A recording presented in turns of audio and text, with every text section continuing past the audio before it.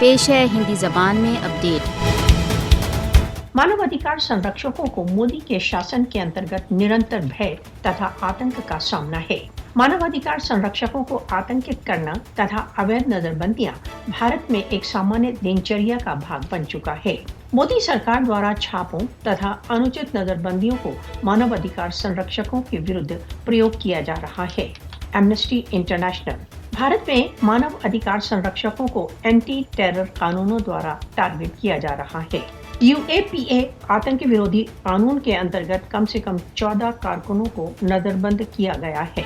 Amnesty international भारतीय अधिकारी offline तथा ऑनलाइन दोनों प्रकार से अभिव्यक्ति की स्वतंत्रता को नियंत्रित करने के लिए आलोचकों को मौन करने का प्रयत्न कर रही हैं। एमनेस्टी इंटरनेशनल मानवाधिकार कारकुनों के निरंतर नरसंहार ने भारत में मानव अधिकारों का अपराधीकरण कर दिया है। प्रधानमंत्री मोदी के शासन में भारत एक फासिस्टवादी राज्य बन गया है। भारत में मानवाधिकार कारकुनों तथा विरोध की आवाज के विरुद्ध दंड को बंद करने के लिए भारत पर दबाव डाला जाना चाहिए।